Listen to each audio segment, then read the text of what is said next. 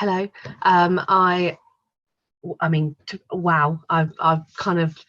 I wasn't too nervous, but I'm quite nervous now because I'm following lots of really, really amazing speakers. So I will keep it relatively brief. But I've kind of been very kindly asked to present today by Frances and Roy, really for sort of a new teacher's perspective, really, on how I kind of feel and see the kind of future of food education moving along, really.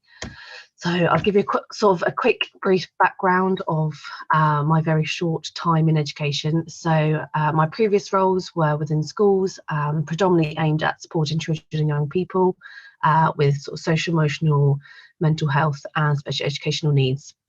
I was an unqualified teacher for 2 years, teaching food in a very small SEMH school.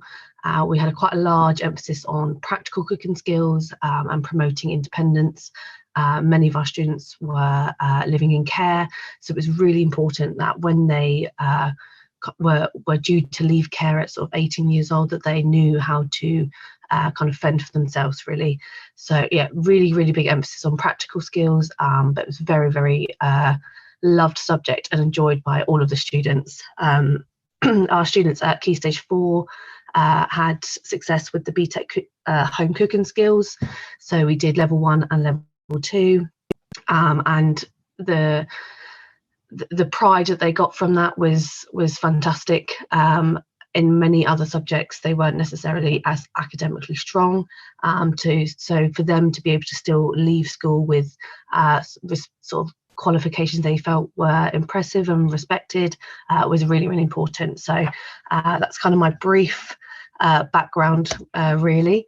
But my current role is I am a first year ECT of food and nutrition at the Cooper's Company and Coborn School in Upminster in Essex. We're a very small department. It is just me and my head of department, Jenny, who's fantastic, and our part-time technician, Karen. We provide weekly food and nutrition education for all of our Key Stage 3 students, Year 7 being on a split carousel with design technology for the half and half, and then Year 8 and Year 9 get an hour a week for the whole year, generally split 1 practical, 1 theory. And for the most part, our students are very high attaining students, very high aspirations. They want to achieve, which is fantastic. So it's really important that we are able to give them the foundations to support that. When Roy and Frances asked me to speak on this, my very short time in education, I kind of had a thought about how I see food education currently, and my kind of initial thoughts probably reflect quite similarly to what has been spoken about today. So things of the subject being interesting and engaging. I think massive influence on being scientific.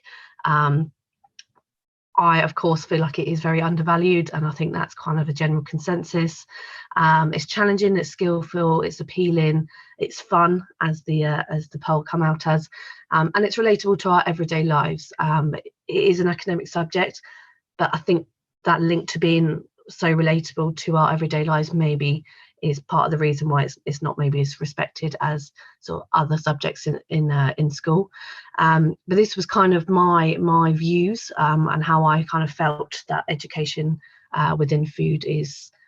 I think this is how I would see food. Whether that is how others see it is another thing. But actually, listening to the statistics today, maybe I'm not too far off. Let me know, Louise, if you can't now see my next slide. I'm hoping you can. I think we're still on the 2021. Sorry, yeah. Oh, I don't know why it's doing this. No, I don't either. No mind. I'll do it like that instead. Thank you. So I did have a kind of a brief sort of working conversation with some of my students at Cooper's to kind of see what they would like to see more of within food education.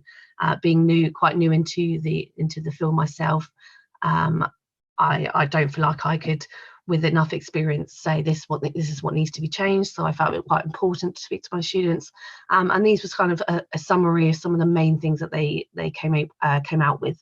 So things like they wanted more interactive learning. things like games and taste testing, off-site visits, having guest speakers, chefs, all those things that ideally we'd all love to do if money wasn't an object, but kind of making the lessons a bit more interactive, developing independence, so things based around meal planning, shopping, being able to feed their families, costing recipes, making those cross-curricular links, some advanced skill progression opportunities, very wide range of skills. Obviously, we have some students who maybe have never stepped foot in the kitchen in comparison to the same students in the same class who actually are really advanced and have no problem with knife skills and actually would like an opportunity to develop those. So giving them an avenue to be able to do that would be really positive. They'd like to do some experimental cooking, which I thought was really interesting, and I think was again would be a really nice link with science. Some links between physical and mental health and food. One of my very, very inquisitive students made the link between fad diets, mental health, lots of things that have kind of come out over the last few years and is becoming very relevant. I thought was also really important, linking that with PSHE. So definitely something that I hadn't necessarily thought about, which I feel like actually I really want to make sure is in my teaching now. Student input in planning the practical curriculum. I really liked that idea. I thought, of course, many students will tend to say, oh, I want to cook more cakes. That was an obvious input. But things like learning about other cultures and traditional dishes, and I know that's been brought up a lot today, and being a lot more culturally diverse, I thought was really interesting that was coming from the students' perspective as well. And the last one being, again, that we've brought up today, things like speciality lessons, food trends. If I say to them about the feta pasta on TikTok, they all nod along, they know what I'm talking about. So kind of bringing that modernisation to what we see online on a weekly basis, and maybe not having such a strict curriculum that is planned so far in advance, and maybe being able to bring in those influences a little bit more. I'm going to come out of it and go on my next screen like that, because I think that's going to work better. So hopefully you can see this now. So I then kind of had a little bit of a think about how I would ideally like to see food education in 5 years. As I pointed out, I am a new teacher. I didn't do a degree in food science or food education. I loved food at school. It was my favourite subject. But in my own experience of food, I didn't think that a career in food outside of being a chef was even a possibility. So it's taken me to become to 26 to qualify, because I didn't realise that was an option. So it really made me think about how I want to present food and food as the future of food education to my students. The first one being, again, an obvious one, inclusivity. Very big on inclusivity. I, in an ideal world, would love to be in a school where all the ingredients are provided. I know that's realistically not achievable for a lot of schools, but ideally that would be what I would like to be able to do going forward. Things like supporting our SEN students.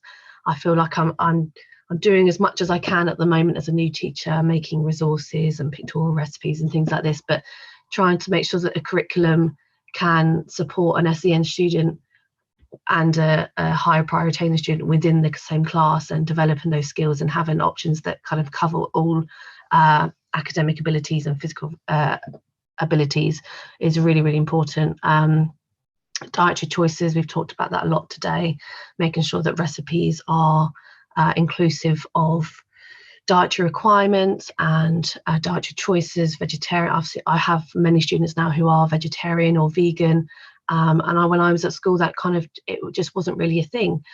So I think moving forward with plant-based recipes would be a really positive move. And accessible trips, I don't think I ever went on one accessible trip when I was doing it at my GCSE, and I'm very conscious of that, and I really want to move forward and hope that my current year 10 class, that I'm hopefully able to give them at least one trip for food that hopefully will develop their understanding or their curiosity or their development a little bit more. I'm going on to my next circle, please let me know, Louise, if it doesn't pop up. My second one being broader links to the curriculum. I think food, I'm sure I'm not the only one, is so cross-curricular. We are a very big sporting school. Lots and lots of sports are done and celebrated at our school, but I don't think there is that much link between food and PE. Physically done, it is spoken about, but it's not necessarily put into action. So I think that would be really important. Of course, we've talked about science, but again, I think there could be some more links there. We're currently, the school is rolling out a big PSHE move at the moment, and myself will be part of the health and wellbeing team, which hopefully will kind of bridge that gap with that one. And things like the extracurricular clubs.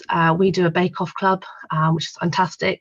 At the moment, we only offer it for year 7s and 8s because we are limited on what we can offer. Myself and my head of department, we work full timetables. We can only do one of us every other Monday, and that limits the numbers. So maybe being able to have a bit more time to be able to do that would be great. And I'd love to make links with we have a gardening club, and I really, really want to develop that as well. Again, something we've covered today, health and sustainability. I think it's really, really important that we are making more clear links, and that we're teaching about the sort of environmental awareness and the changes that we are trying to implement as a nation. But I think our curriculum is probably stuck a little bit in the times, and I think it's really important that that gets updated so that we are teaching what they are seeing on the news. I think that goes with modernisation, and as I said before, I'm really keen to make those links with PSHE and cover things like unsafe dieting, the links with mental health, with food, with positive and negative influences, because it's not all positive, and I think it's really important that we address those and address the misconceptions as well.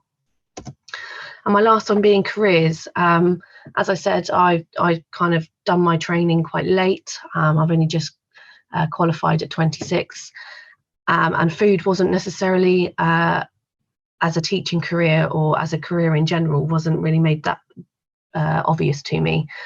So I find I'm quite conscious about making sure that we kind of teach those explicit links when we're teaching things at school, that we are making those links between what we're teaching and what careers they can do with this knowledge.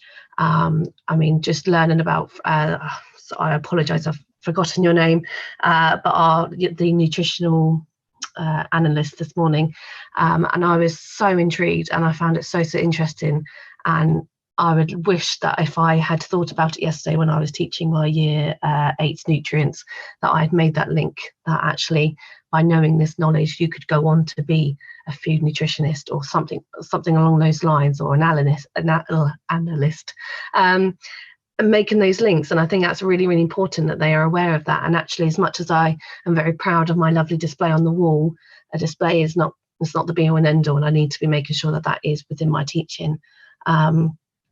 Training opportunities, I'm a massive fan of the Food Teacher Centre. I've signed up to many a training course from there, and I think that's something that needs to be continued, and I'm always going to support and advocate for those training opportunities, and be very thankful for those that are able to root on for them and make sure that we have those opportunities given to us.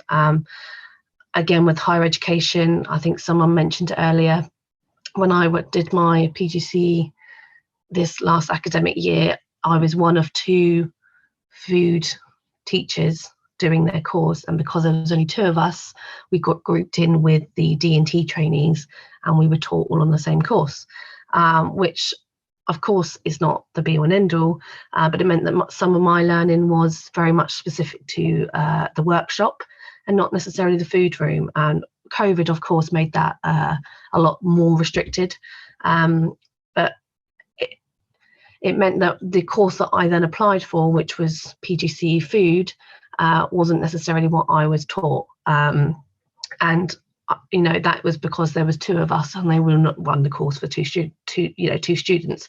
And we've got to look at, why is there only 2 students in the whole of East London? Why is there only two people that want to do that course? Why is that?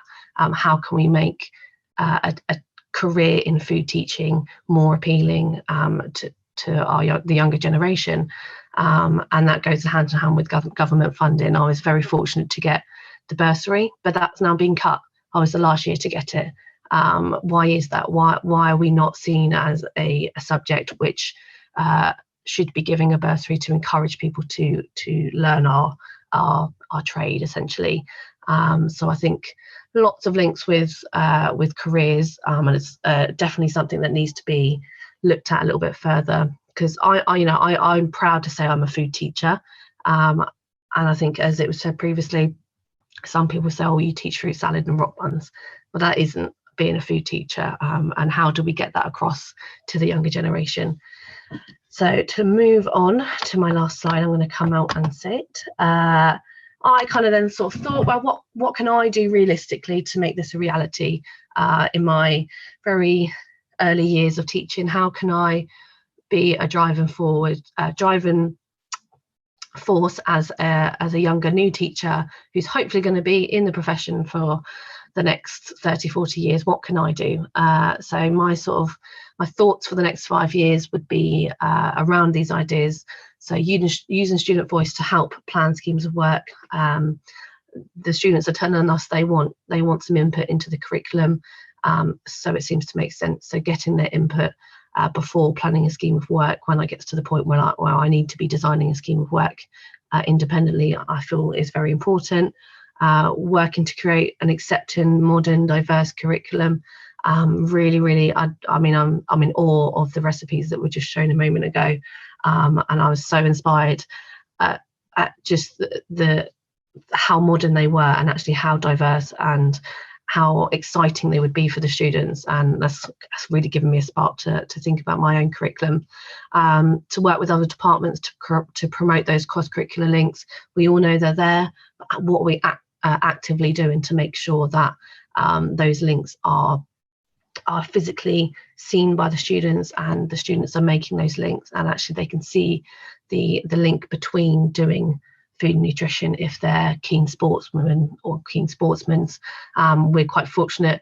We've got 2 new GCSE classes this year, and they are pretty much 50-50 split, boys and girls, which is fantastic, but actually that's not necessarily a true representation for the whole country. So how can we make sure that those links are really, really clearly seen and acted upon? To continue to offer extracurricular clubs. As we all know, our lessons are limited. We have an hour. In my training year, one school was 50 minutes, the other school was you get one double, or 1 hour, but it was across 2 weeks, and it varies across all schools. And how can we make sure that even if they're not getting that one-to-one attention in their lesson, they might get it a little bit more outside of school, and they get that opportunity to really develop their skills further. Trips, visits, school guests. I would absolutely love to be able to make sure that that those opportunities are given to my students in particular. So I'm really, really keen to make sure that can happen. Practical skills progressions. A lot of ambitious students, and I'm sure many of the other teachers on here do too, making sure that they are given the opportunity to also push their boundaries a little bit more, and make sure that they can do everything that they want to achieve. Create an inclusive kitchen which uses visuals and support strategies consistently for SEND students. Consistently, should I say, being the key word there. We all try to do things, I'm sure, and luckily, because I do, with my background, I'm a little bit more aware of what needs to be done for SEND students, but it's not necessarily consistent across all schools or all subjects. So for me, I'm really passionate about making sure that my classroom is going to be as inclusive as possible for all my students. So, I'm sorry, Charlotte, we're nearly out of time now, so can you... That's fine. I've only got 2 bullet points. I'm just going to finish off if that's all right, Louise, and I'll be done. Is that all right? So campaigning for schools to provide all students with the same ingredients to create a fair and equal classroom. I think that is the end goal for all of us. But I will continue to campaign for that and lobby for that, because it is so important. And equality at the end of the day is the bottom line. And my last point really being to demonstrate clear career pathways within my teaching, and also to take part in CPD opportunities myself to improve my skills as a teacher. Only when I am at my best can I then make my students at their best. I have high expectations for myself, therefore I have high expectations of my students. So making sure that I'm at my best so that they are given the best chance to be the best that they want to be.